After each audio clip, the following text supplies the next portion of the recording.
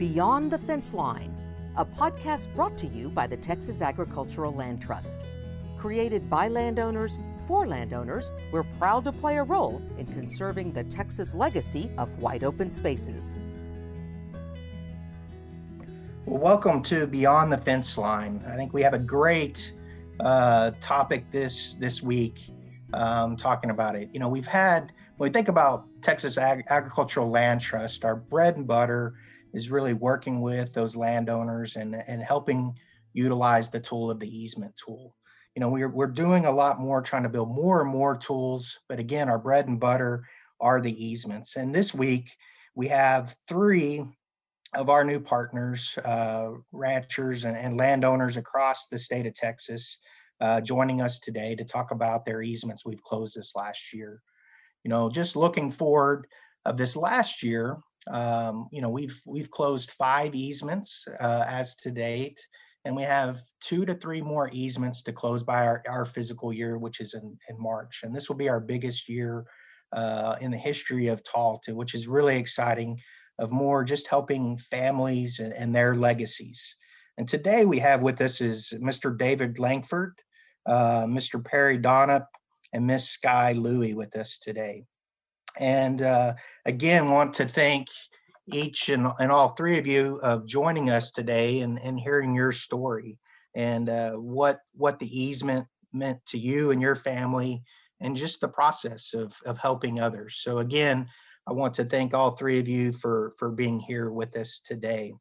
You know, I'd like to maybe kind of start around go around the horn a little bit and have each of you briefly describe your ranch and why, you know, it was so important for you to protect your land for perpetuity moving forward. So, David, how about we start with you, Mr. Langford, and have you kind of talk about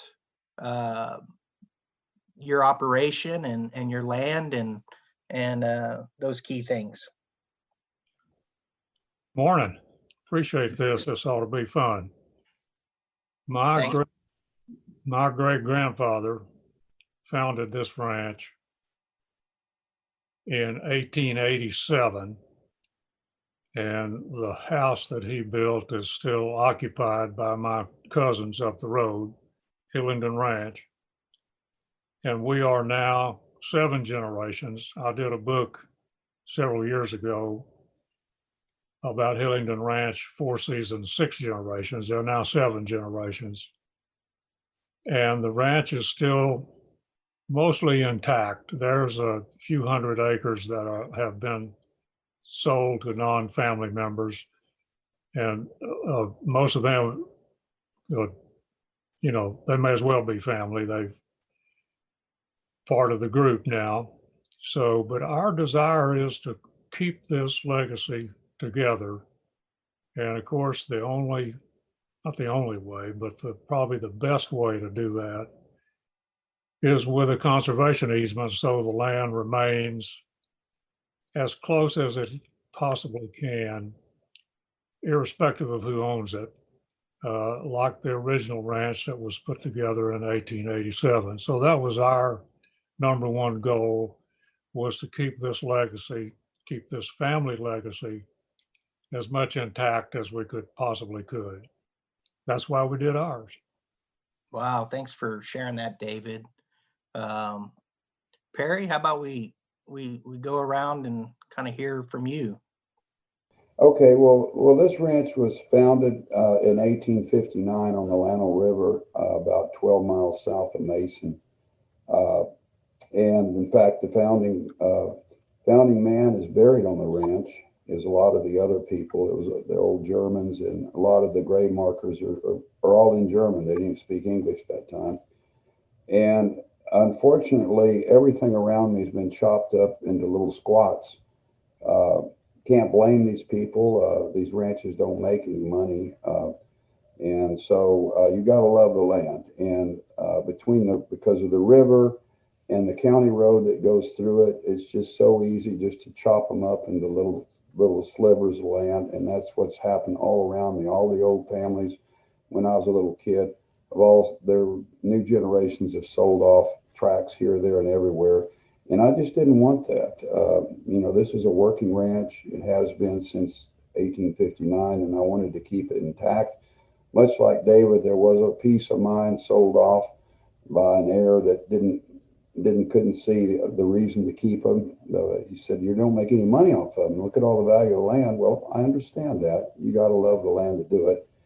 And you know, we're not South Texas ranchers with royalties. I've got a friend that has one. I always dog him about, you know, he's a good rancher because he's got all those royalty interests that I don't have. He said, "Well, that's just because my relatives were too lazy to walk any further." So anyway, you know, I don't want it cut up anymore. And, you know, the TALT was a real good fit for me. I looked at other ones and I didn't like what I saw there. So that's basically the reason why I decided to go ahead and do it. That's great, Perry. I mean, to think about, you know, you're I think basically calculating right 163 years within the family. I mean, that's a legacy. And Mr. Langford, I mean, you would look at yours as, I think, 134 if I did my calculations right. And I mean, that's both of y'all's are true definition of a legacy and back to this generation. So, well, Miss Sky, love to hear about your place and your perspective. Oh, well, thank you, Chad. This is I'm honored to be on this group call today. We're kind of youngsters compared to the others. We've been here on this piece of land for 52 years. But my family's been ranching along the Nueces for 6 generations, progressively moving upstream. So when my parents began to age, they decided they didn't want to fight it out in South Texas anymore. They wanted a cooler spot, and they moved upstream from Zavala County up into northern Uvalde County and bought this place. And mainly because it was a nicer environment to be in for their aging years. And they began to look at the land as what it could be, as what it might have once been. And they took on a new way. I think I watched them change, you know, from being in production, agriculture, and Zavala County and Live Oak County and all downstream to sitting back and watching the grass grow here. So as all of those processes began to heal, you know, for a long time, I think these fields were cotton fields, and then they were farmed annually with oats for many years, and so the land was mined by the time they got here in '68. It had been, most of the goodness had been mined out of the soils, and the creek banks were pretty heavily eroded. The river, of course, the Nueces is bigger than a lot of places. It's a big watershed, so it has its own rules. But Bird Springs Creek that runs through here was, the banks were, you know, heavily trodden by livestock, and it just wasn't, it was managed in the old way, I think you could say.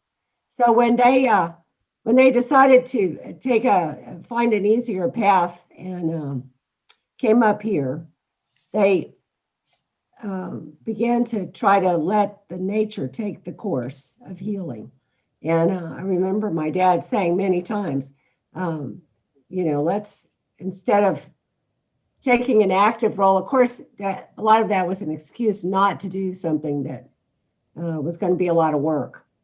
So he took the easier path, but the natural path of letting things heal. He put all these fields into permanent grasses, and they continued to ranch it with this as kind of a base, with lease country around. So growing up watching it change, and then as they passed on, I took over the management and began to focus on the riparian areas mostly, and photo documenting the way those things change over time. It hooks you on the process. And then you begin to think, as you get older, I began to think about what would happen, what would someone else do if they were to buy this place? Well, they probably would build houses all along the creek bank and roads across it and probably dam it up. And so we began to talk about conservation easements with my 2 adult children 10 or 15 years ago, when they first sort of became a thing in Texas. And we've talked to a lot of different land trusts and a lot of different programs over the years, but as TALT became prominent, we could see that we had common vision there. We want to continue to ranch in a way that utilizes this little home place as a base, and we want to be in partnership with people who respect that legacy. So I'm just delighted that we've finally found a partner, I think the right partner for conservation long term, and now we can have future generations continue to watch this country heal and participate in its in those processes. Yeah, thanks, Sky, for sharing that. I think, I think there's one thing that's definitely common in all three of you is the DNA of the land ethic and that stewardship and the love of the land. And it's those same things are in the DNA of TALT. And that's, as you said, Sky, we're just as thrilled to partner with each of you and all of our partners and future landowners for the reasons you mentioned. So let's dive a little deeper into the concept of conservation easements. And David, I'd really like to start with you. Folks that know you kind of know your thoughts of the easements over the years, and I was on your camp, at one time as well. That you were in the camp that you thought, originally years and years ago, that conservation easement tool, was a terrible idea. It wasn't the right tool to utilize, and we fast forward today, and you have an easement and on that legacy land of yours. Could you really kind of share with us, how you went full circle on the concept of the easement? Yeah, sure. And listen, thank you for putting it mildly. It was I'm on record on microphones and print and everywhere. I'll call conservation easements communist plot. They were an excuse to steal landowners' land. And I wasn't the only one. I mean, there were most of our friends in agriculture and ranching we all pretty much felt the same way. I certainly not going to speak for them, but I had lots of allies from my point of view, put it that way. And what we discovered was that it was like many other things, it was a communication problem. We weren't talking to each other. We were talking past each other. And we just didn't understand, quote unquote, their point of view, and they didn't understand, quote unquote, our point of view. And I went to a meeting, Blair Fitzsimmons and I went to a meeting at Parks and Wildlife, was with the land trusts. And of course, Blair was working I'm not sure it was an actual job, but she was working with American Farmland Trust, and she asked me to go with her, and I went, and it was amazing. There were, I don't know, several dozen people in the room representing all sorts of of government agencies and land trusts. And they talked about all of the problems that faced the conservation of natural resources, as if private landowners didn't exist.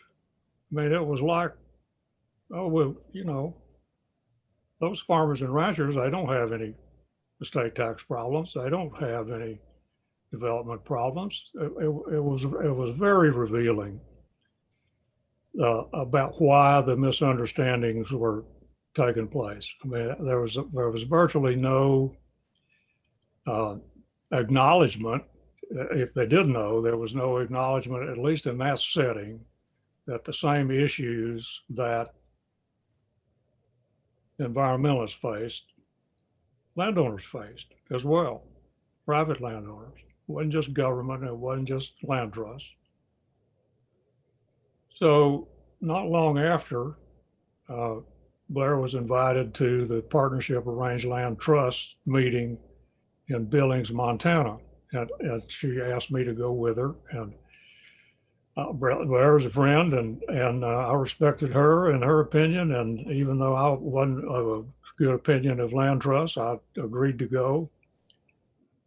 And came to realize when we were because I wasn't familiar with Partnership of Rangeland Trust. Well, there were people in the room that represented,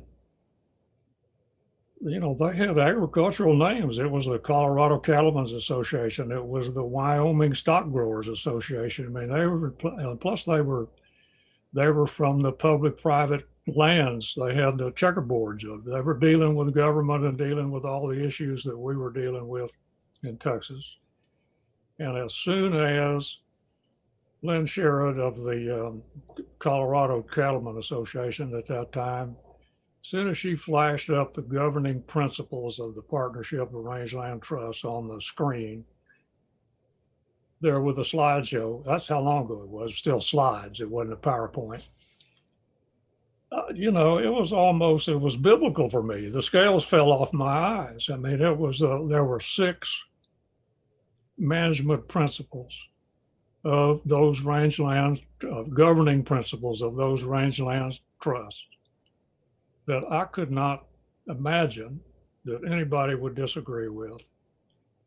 Anyway, I try to make a longer story shorter. We came back to Texas and began talking with the Cattlemen's Cattle Raisers Association and Texas Farm Bureau, and eventually, very soon after, we put together the idea that became Texas Ag Land Trust, TALT.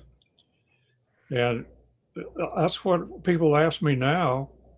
Why did I do a conservation easement? I send them to the TALT website and say, go there to the pull down where it has governing principles, and there's the reason right there. Because if your heart's in the right place and you want to save your land for future generations and provide all those benefits to the public, and maintain your heritage and do all the things that Perry and Sky have talked about, there's a partner who will help you do it, and not only help you for the next few months or the few years, but will help you forever.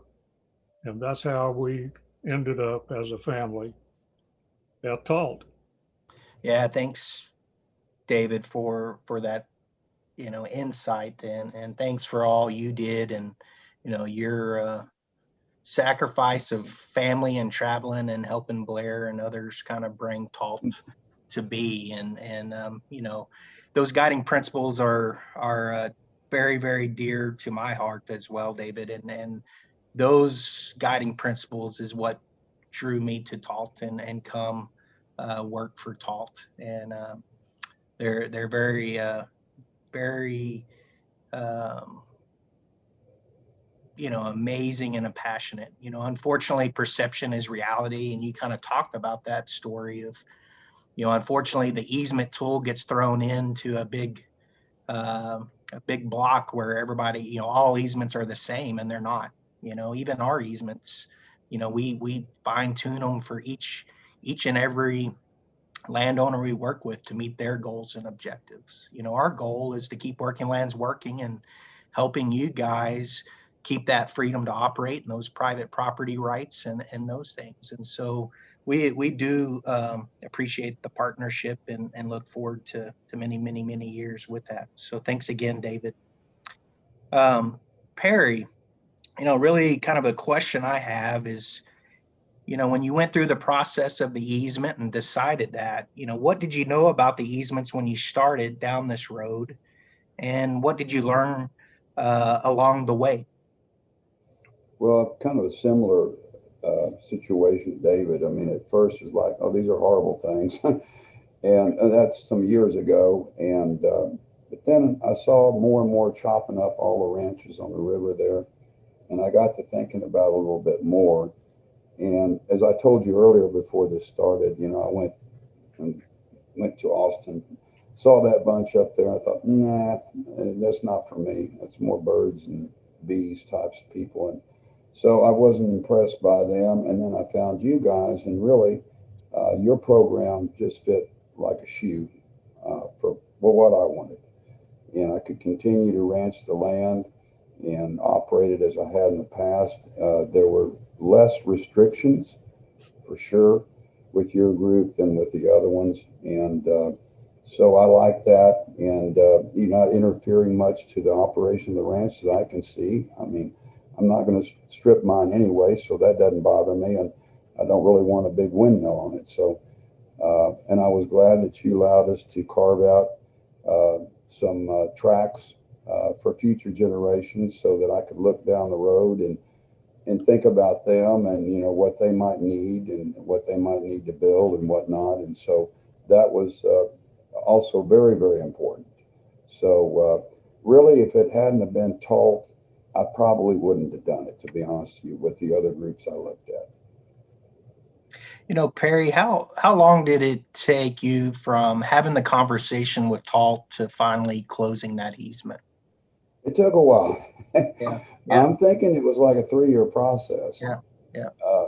From the very first meeting I had on the back porch there, looking at the river and moving on, I think about 3 years. Yeah, and I think that's important for our listeners to understand in that, you know, when we're thinking about an easement, forever is a long time, and it takes time, and there's a process, Perry, like you said, of kind of thinking through and asking questions. And, you know, it's easy for us to think through, to the end of this year or maybe 3 or 4 years, 5 years down the road. But it's a lot harder to in a different thinking process to start thinking about, and you kind of mentioned this, Perry, about thinking about, the next generation and maybe 2 or 3 generations down of carving out those building envelopes, for heirs that aren't even born yet. And so I think it's, and that's part of our job, is to help you kind of think through that process. And I would say on average, Perry, I mean, you're right at probably the time period. It usually takes around 3 years to those conversations till we close. I mean, some of them happen sooner, some are a little longer. But again, it's just not getting frustrated. It's and a lot of times it's David kind of mentioned, he'd been thinking about it for a long time, and it's, you kind of, thinking about it. And I think Sky said she started the conversation 10 years ago with her kids.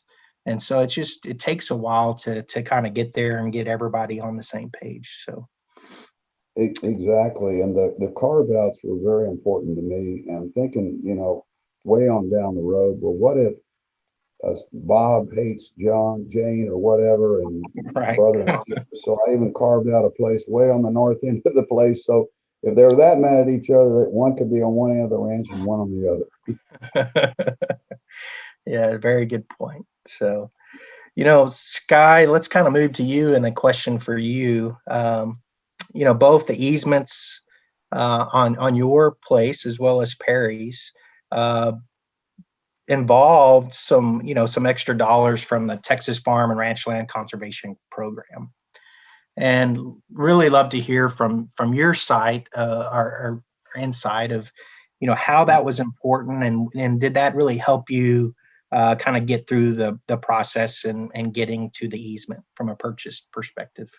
Well, the farm and ranch land funding was absolutely critical to securing the long-term protection that we've endeavored on here, and the conservation values that the Open V provides the Nueces watershed. So it was essential. We couldn't have done it without it. Mm-hmm. I think one of the things too, Sky, and when we think of, we have really two type kind of options, I guess, for an easement. So when we look at it, we have donated easements, we have the purchased easements. And, unfortunately in Texas, we just don't have a whole lot of avenues for the purchased easements. And hopefully we can increase that and really show that return on investment in the future. And we're working towards that with TALT.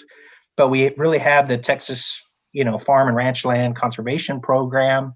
And then we have the NRCS, Natural Resource Conservation Service, a part of USDA's agricultural conservation easement programs. We have really just two pots of money, and neither pot of money is very big.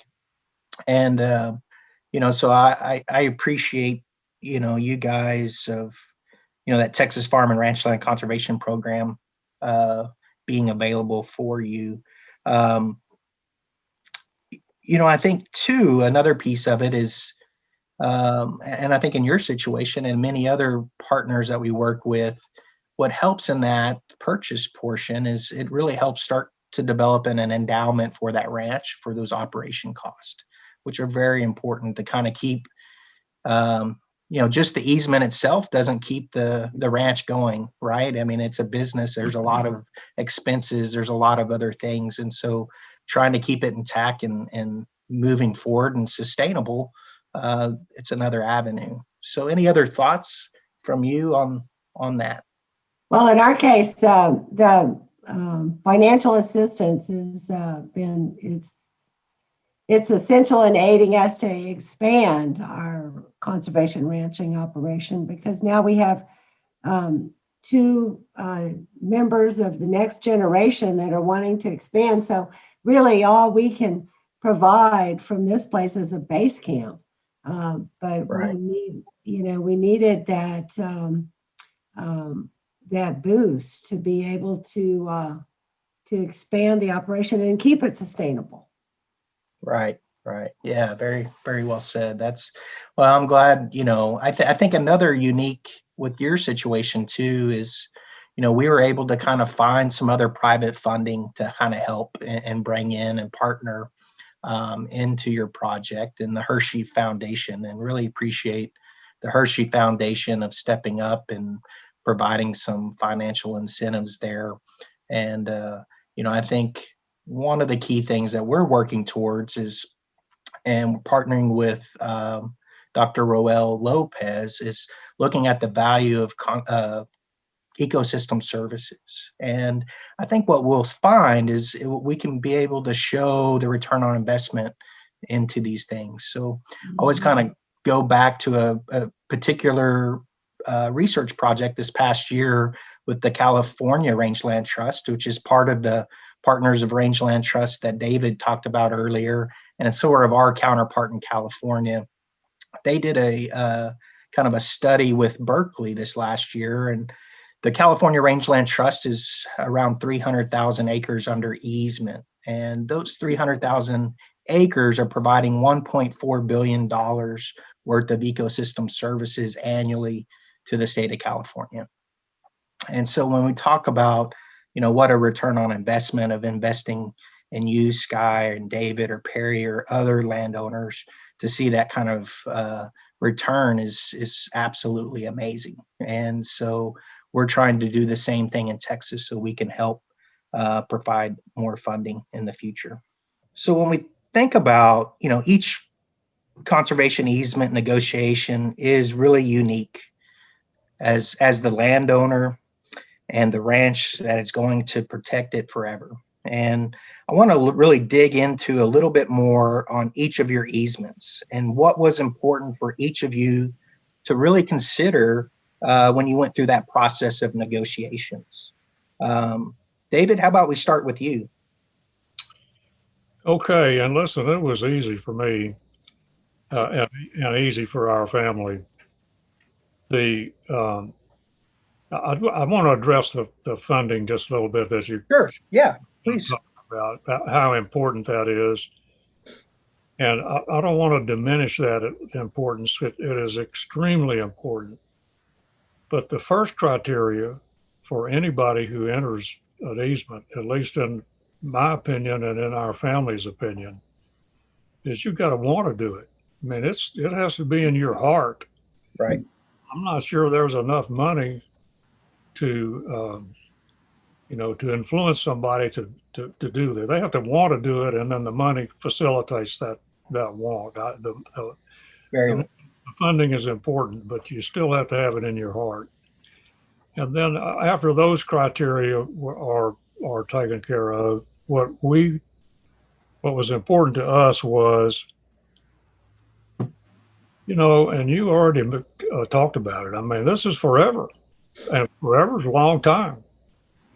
And it's a difficult concept to define forever in some kind of organized fashion that will stand up to the test of law now and maybe what it's going to be out there forever. And what helped us was,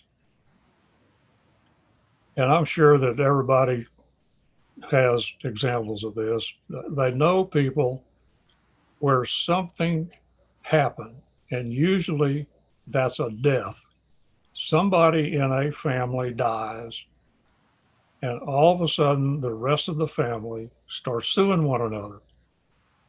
That won't happen when you have a conservation easement, because that's the deal. There it is, right there on those however many pages it is. That's the deal, and that's forever. And if somebody dies, that's still the deal. That doesn't mean you might not end up in court, but that's a much less chance when the deal is there.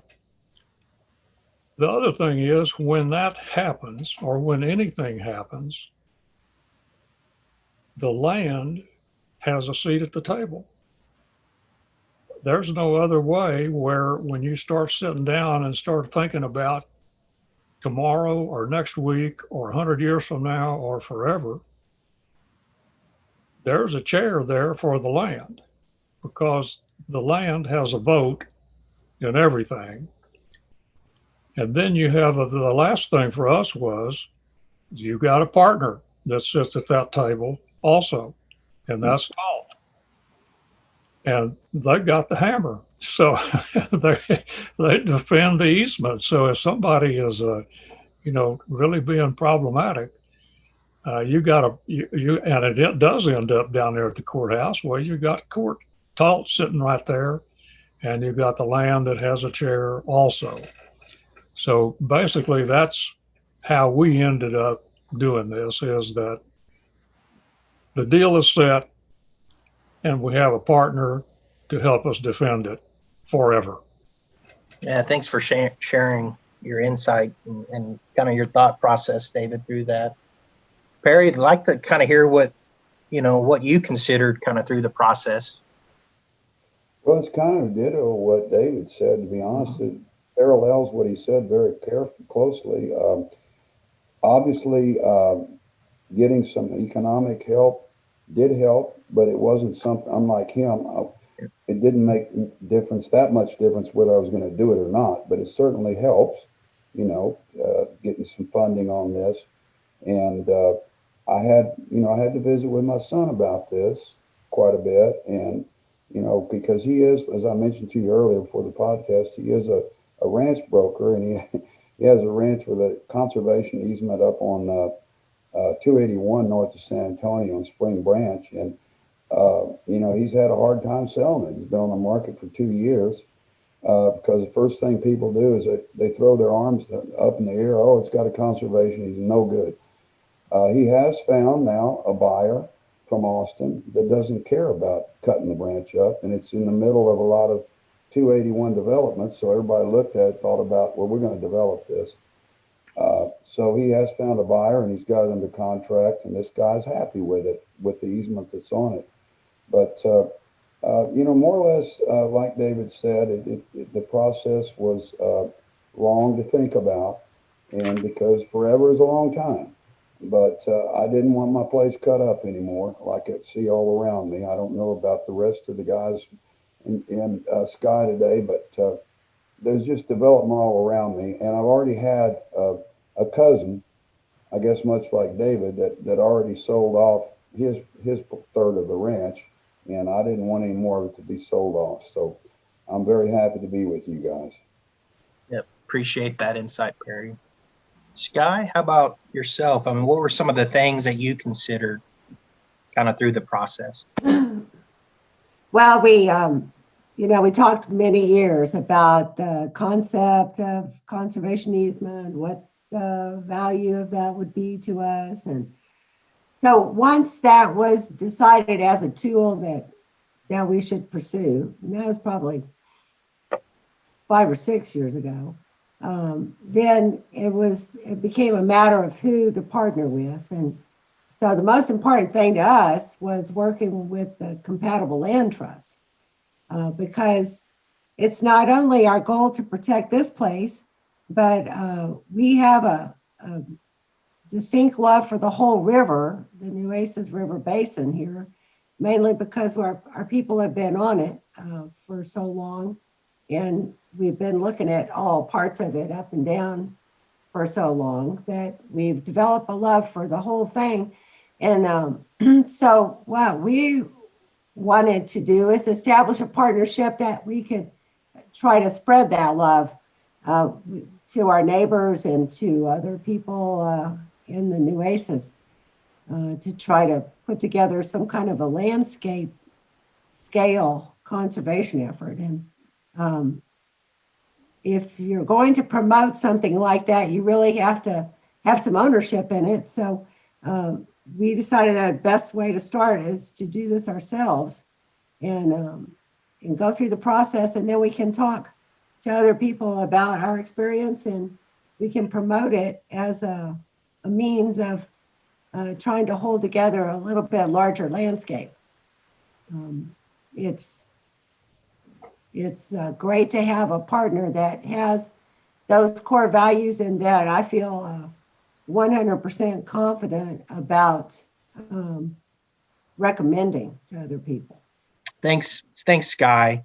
Kind of one other question I have for all three of you is really when we look at Texas is becoming more urban every day, and TALT's effort is to conserve agricultural land area by that definition as rural. And do you think most people understand why protecting rural land is important to people in the cities? And what would you say to folks who do not understand with that? So David, let's start with you again. Well, of course, the answer is no. You're right. I have a vast extended family, and I've got a close family. They haven't got a clue of what ecosystem services are. Right. They don't. I mean, they never heard of the American Farmland Trust, let alone the cost of community services data. They will understand if you say, well, what do you suppose costs less to provide police and fire and utilities and roads and all the other services the government taxes you for if you build 400 houses on 200 acres, or if you have one house on 200 acres? They at least seem to understand that. But the benefits of private working lands are not understood. And I have a handout that I give with my rubber chicken circuit, or at least I used to. And I'll just read them here. The public benefits of private working lands: recreation, aesthetics, food, fiber, shelter, energy, timber, aquifer recharge and infiltration, runoff reduction, filtering, cleaning, carbon sequestration, oxygen production, control erosion, soil stabilization, fish and wildlife habitat, threatened and endangered species habitat, conserve riparian areas and wetlands, conserves springs, seeps, and creeks, provides base flows to almost all rivers, reduces effects of flooding, conserves coastal areas of bays and estuaries. And guess what? The bluebonnets don't grow in asphalt.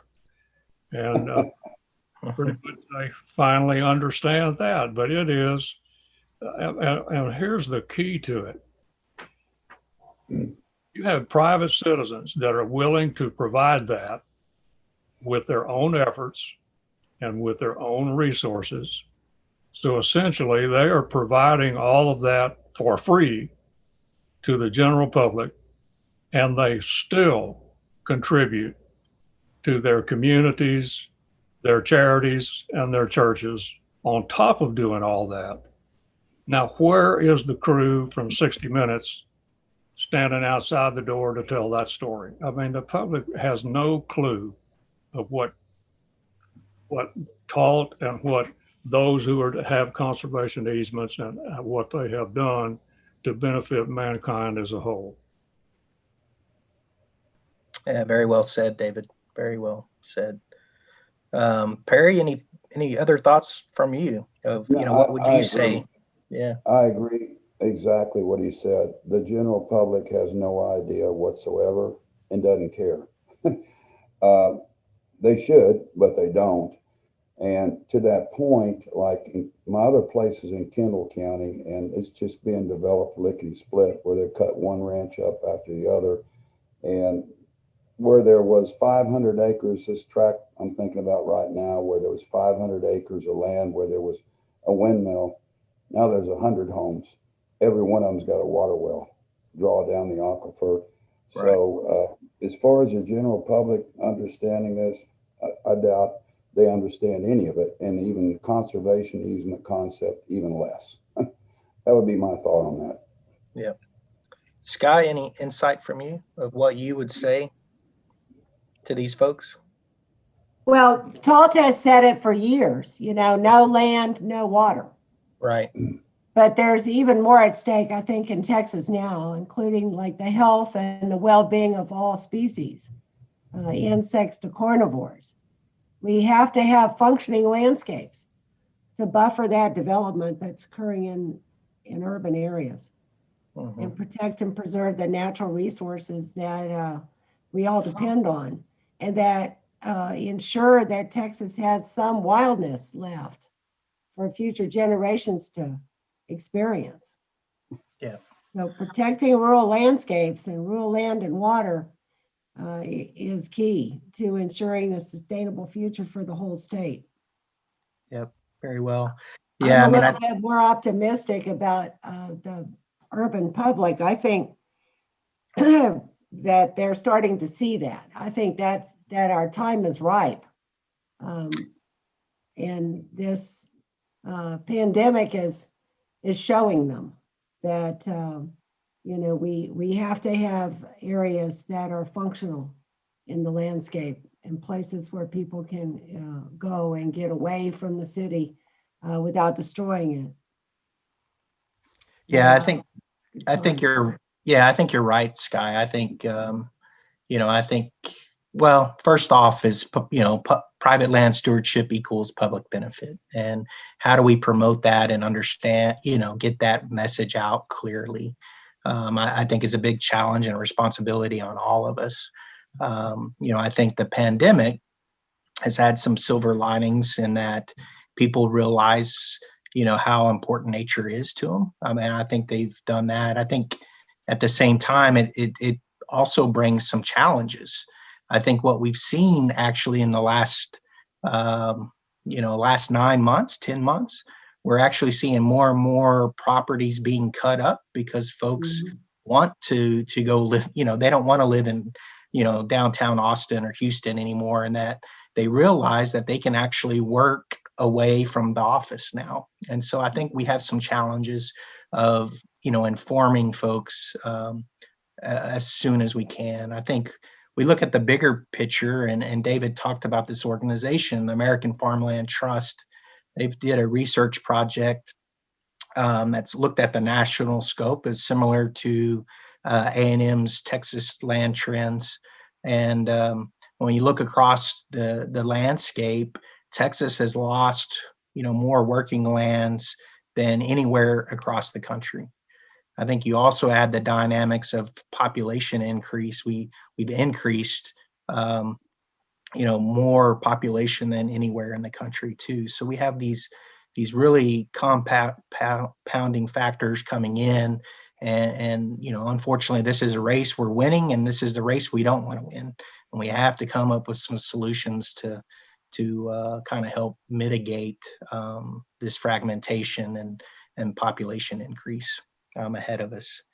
One of the things, David, is what we're trying to do at TALT is, I think the days of us talking about how many acres we have under easement are in the past. We have to really start breaking down what your lands, as you mentioned, these ecosystem services are providing.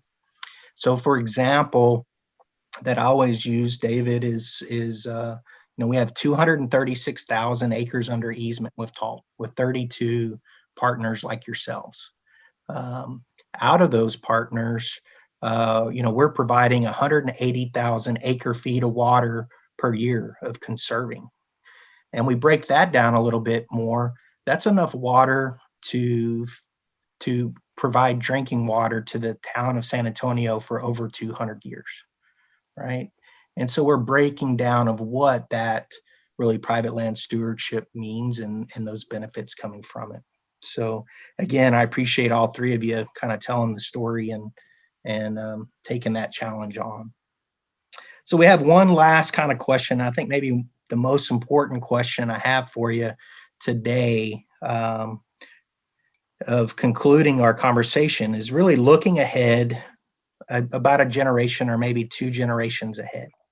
So if you could speak directly to your descendants about the land you love and why you protect it forever, what would you say to them? Sky, how about we start with you first this time? Well, 2 of these generations are now on the ground out here at the Open V, and they're already engaged in the land. We're working, they are working to build on and expand on the protection that's offered by this easement. Nothing is more important than the health of the land. And it's our privilege to steward it. So if I could tell future generations anything, it would be to honor the land and protect its processes at all costs. Great, well said. Perry, how about yourself? What would you tell a couple generations?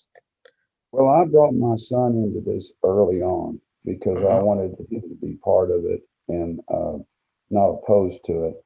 And he's like me. I mean, he grew up with these ranches from when he was a little boy and loves the land too. So I feel pretty comfortable he's going to take care of it also and hopefully pass that desire down to future generations. So he's on board with it, and I wanted to make sure of that right off the bat. So I think we're in good shape as far as that goes. Yep. Thanks, Perry. David, I know you've thought about this one. What would you say to that future generation? I only thought about it, but lost a lot of sleep about it. And I think it's vital. I think it's a mistake if you do not have all of your family, your immediate family, involved in the decision. Myrna and I have 4 grandchildren, and they were involved in this decision. So not only our 2 children and their spouses, but also our 4 grandchildren. Everybody was involved and on board. So it's important to have it's important to have the approval and the involvement of everybody. And we thought it was so important, we put a mission statement in our easement. So it's there, public record. You can pull it up and look at it. And if it ever ends up in the courtroom 100 years from now, they'll be pulling it up and looking at it. So it's there, the mission statement of why we did that. Furthermore, like Perry and maybe like Sky, I didn't hear Sky talk about it, but the building envelope that we put together was a little bit different than some of the other building envelopes that we know about. We actually carved out 35 acres. And this is not a country club. This is a working ranch and has been. We have a bloodline of Angus cattle that goes back to 1890 Scotland. We have sheep and goats. It's a ranch. I grew up doctoring screwworms out here. Most people don't have any idea what those are today, let alone how the eradication of them changed the landscape. Anyway, we modeled that 35 acres after a country club, even though it's not a country club. We put rules. We have a separate document. It's a limited partnership that runs it. There's a general partner. Right now, it just is dormant. But if you're going to build, there are restrictions on building. 2-story impervious cover. You have to obey all the county regulations of nuisances and water wells and everything. Since our neighbors are all family, at least now, or a couple that may as well be family, we don't want to be a problem for them. We don't want the building envelope, or as we call it, our exclusion. We call it the headquarters. We don't want an apartment complex or a tennis ranch with lights that light up the sky every night. We don't want that. We have restrictions, covenants for that building envelope about what can be done, so that even if there's 6 or 8 more houses in here in the future, there are rules that they follow, and if they're there's a plan even for the land that is left out of the easement itself. So that was our solution, was to make a common area that everybody has to obey and has to participate in, and has to participate in the funding of it as well as we go into the future. And basically so that we would rest easier on the land and not be a problem for the land and not be a problem for the neighbors either. Yeah, well said, David. I think, it's a big responsibility, and we've talked about it all, on this conversation, the thinking process of, thinking of those future generations and then putting the right document. And there's no doubt, David, you were more meticulous and thinking through than just about anyone. And really, those future generations are going to benefit from all the work that you put into it, and the lack of sleep and everything else with that. And my hat's off to you, sir, on that. I have one last question. What are you seeing in the open space carbon tax credits? Is that something that we would be prohibited from using with the easement, or would it enhance that ability? Yeah, great question. I mean, excellent question. And one of the things that we're working on, and I'm very passionate about, right, is when we look at TALT and our mission of really keeping working lands working, it's trying to develop these tools. And the easement is one tool, and that's what we've really talked about on this conversation today.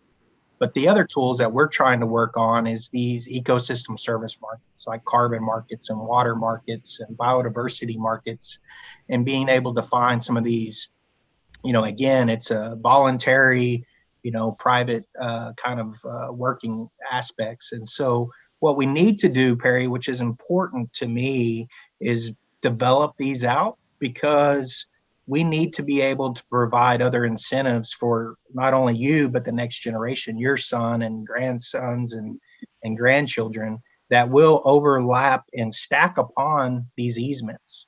And so that's where we're heading and what we're trying to develop and working towards. When we kind of look at the history of TALT, we're close to 15 years now, right? We have many of our easements that have handed over to that next generation already. And so it's important for us, as we talk to all four of us talk today, it's really about the overall sustainability of that operation. And so we have to be able to find other incentives and other monies coming in to keep these operations viable. So you are eligible, and we're trying to develop those markets for you. Well, great, because it's a perfect overlap to me. Yes, To sir. have a conservation easement and then have those carbon tax credits. Most definitely. Yes, David. One comment. Some of y'all may have been on the same conference call with Jim Blackburn's group that's trying to put together the carbon credits kind of similar to the wetlands credits down along the coast. And I was thinking to myself as I was listening to that presentation, I said, my golly, I put this conservation easement on here. Even though it took 4.5 years, I put it on too quick. And someone else asked the question, and the answer was, well, the question about if the existing conservation easements still qualified for these programs, and the answer was perfect. It said, why would we penalize anybody for doing the right thing a long time ago? Correct. Yeah, and there's also a lot more assurance from the buyer side too. So, you get a corporation or someone that's buying that credit, them to actually, I think my job is to help, actually get you a premium on that credit because having that easement, right? So it's worth, I can sell it and it's worth more value to the buyer side because of assurance of that land stewardship and long-term stewardship on your operations. So I think all of these come together, and this is what the future of TALT looks like in this conversation of how we bring all of these tools together to help all of our families be able to keep that legacy moving forward. So again, I think the three of you and I hope the listeners, I guarantee will enjoy this conversation as much as I have today, and appreciate it, and look forward to our listeners listening to our next episode next month, where we'll move and talk a little bit more about policy and what's that looks like here in this next session. So again, thank you, and thanks for listening to Beyond the Fence Line. Thank you, Chad, and everybody. Thanks, Chad. Thank you, Chad. Have a Thank good you. day. You too. Beyond the Fence Line is brought to you by the Texas Agricultural Land Trust, dedicated to conserving the Texas heritage of agricultural lands, wildlife habitats, and natural resources. Find out more at txaglandtrust.org.